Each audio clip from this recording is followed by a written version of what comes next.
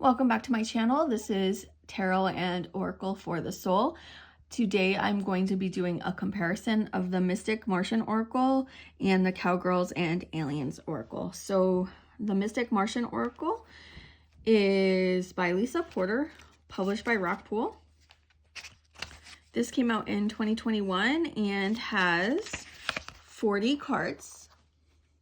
And this deck is mainly about the archetypes of the different alien, ET, interdimensional beings, the different races, and also has the elements.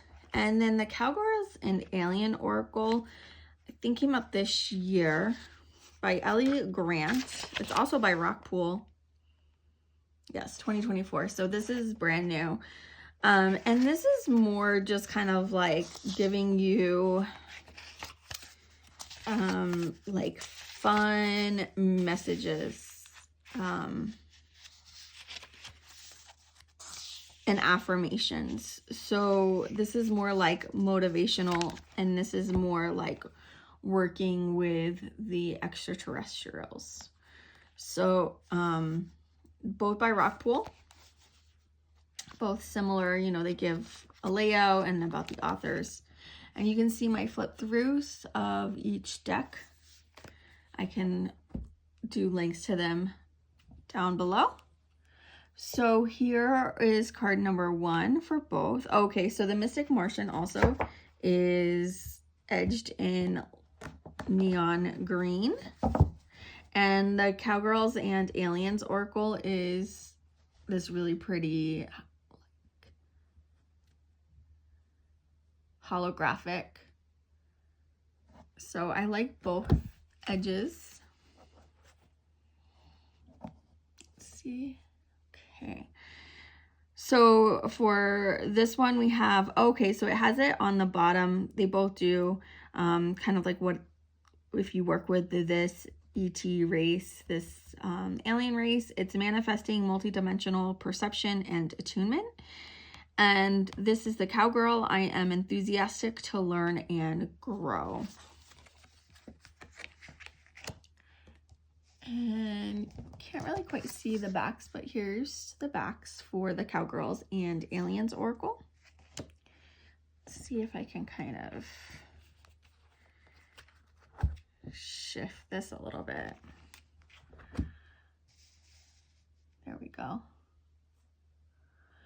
So for number 2, we have Alpha Centaurians, foresight, planning, and strategy. 2, here we have the Sheriff. I will stand up for what's right. Now, I haven't really worked with the Mystic Martian Oracle yet, but I have to say I love the Cowgirls and the Aliens. I really love the messages, and I really resonate with the cards. They're just fun and colorful. I mean, both cards are very colorful. Like, look at this card. I love it. I love her outfit. Like, I would totally wear that. And you have the Merkaba and all these symbols, the yin yang, Saturn. This is beautiful. I think both decks are absolutely gorgeous. It's just you would use them in different ways.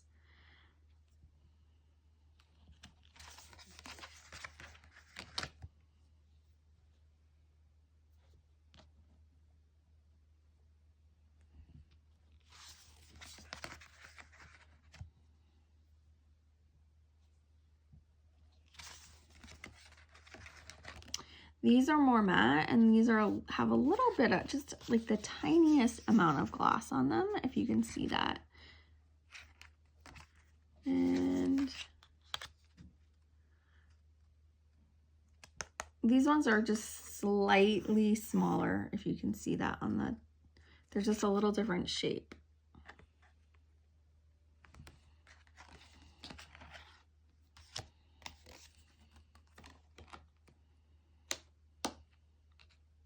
It's interesting that for the grays, you know, these are usually what we see in like sci-fi movies, that it says timid, misunderstood, and shy. I mean, there's some theories that state that the grays are us in the future. Some state that the Greys are a government experiment gone awry. I don't know what the Greys are, but let me know what you think in the comments down below. Do you think the Greys are us in the future, humans? Just coming back and trying to change timelines? And then we have the tall Greys, which is interesting, right? Like this, yeah. Looks like she's going through a portal over here. Interesting.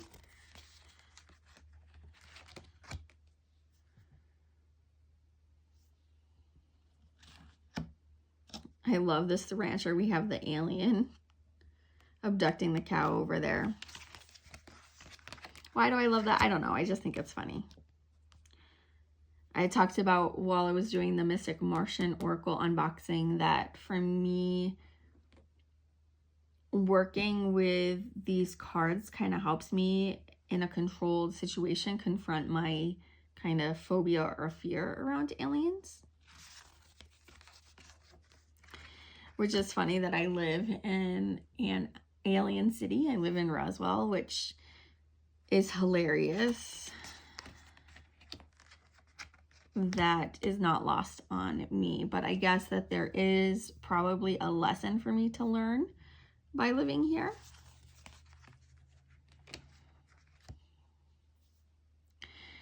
And something else I want to mention about Arizona, New Mexico, you know, growing up on the East Coast, I always had this vision in my mind that Arizona, New Mexico are very similar. You know, it's the Southwest and it's the Wild Wild West. And, you know, there's alien sightings. And after living in Phoenix and then now in Roswell, they are vastly, vastly different states. And New Mexico is mainly empty. And Roswell is like living on an island, because literally like all the major other like towns are all like an hour and a half away. Everything's like an hour and a half away. Like we are the biggest town, and then when you go to these towns, there's really not much between Roswell and like the next town, which is an hour and a half away. And then the drive from Roswell up to Santa Fe or Albuquerque there's all these ghost towns, and it's really depressing to me, honestly. And in Phoenix, you don't really get that. Like there's so many towns, and Phoenix is so huge and it's spreading that, I mean, there is some desert between Tucson and Phoenix on the 10, and you get some of that open space, but it's really for such a short amount of time, maybe like an hour, that it's really nothing. And I thought that where we moved from was desolate and in the middle of nowhere. But in an hour and a half, you were in Tucson. 3 hours, you were in Phoenix. Here, it's like in an hour and a half, you're in Carlsbad, which is slightly smaller than Roswell, or you're in Ruidoso, which is a lot smaller than Roswell, or you're in, like in 40 minutes, you're in Artesia, which is a really small town, but it's a very rich town. They're known for oil. And so they have oil refineries there, and we enjoy going there. It has my favorite coffee shop, but you know, there's really no real cities. I mean, Albuquerque is a city here, but it's only the size of Tucson.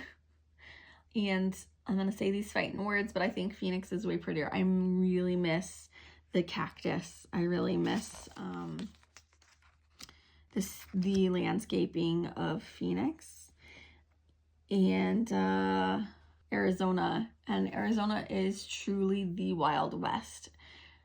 Moving to New Mexico is more like moving back east. There's a lot of taxes. There's a lot of laws. There's a lot of like nitpickiness. that's on the East Coast.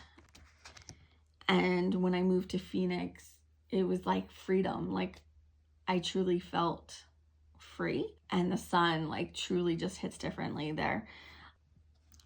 New Mexico is super windy. Like right away I've got a sinus infection.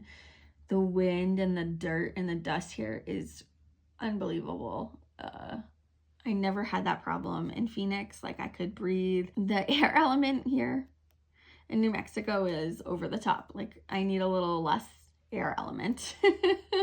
So I'm a Gemini, so you would think I would love it, but it's too much. I need some balance. So even though we go to bottomless lakes, and I love bottomless lakes, I love swimming there. It's great. It's beautiful. It's nice and clean.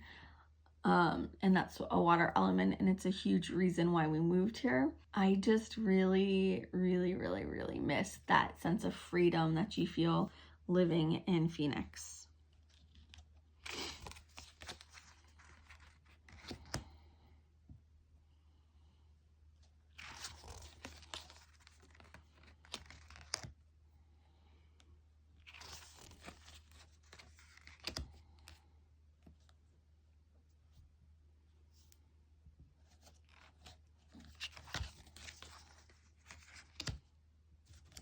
So anyone from the East Coast thinking the same thing, that, oh, New Mexico and Arizona are the same? No, totally different.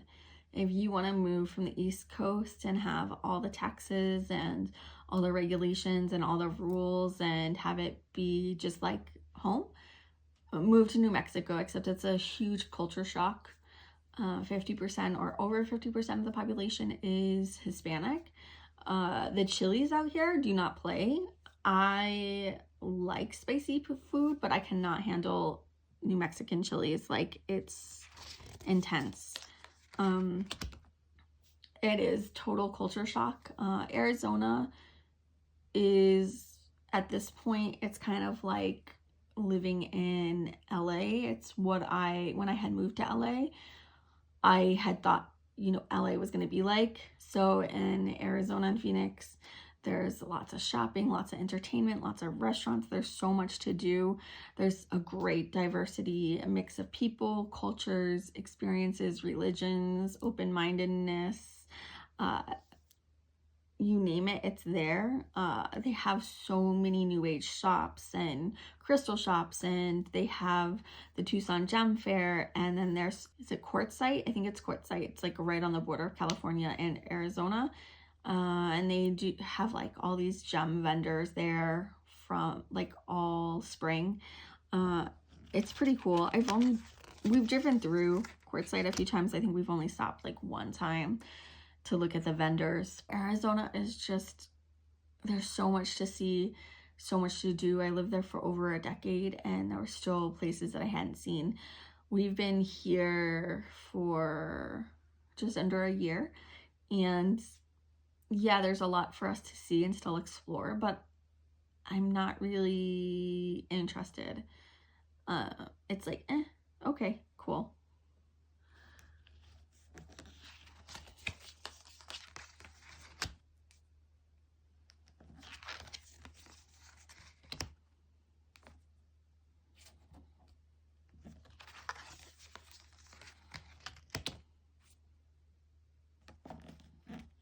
But it's just sad because the secret is out that Arizona is the place to move to. Arizona is the place to live. That kind of makes me sad.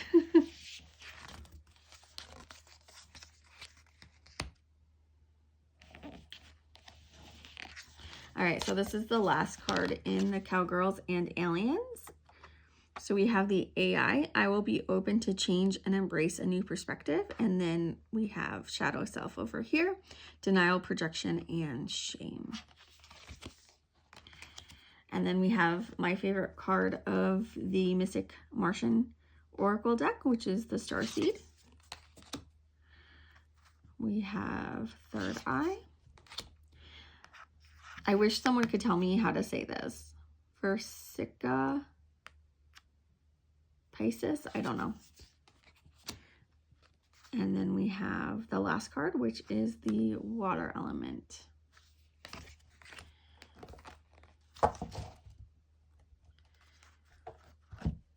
All right, thank you for watching this flip through of a comparison between the Mystic Martian Oracle and Cowgirls and Aliens, and listening to me rant about the differences between New Mexico and Arizona, and some of my thoughts on aliens.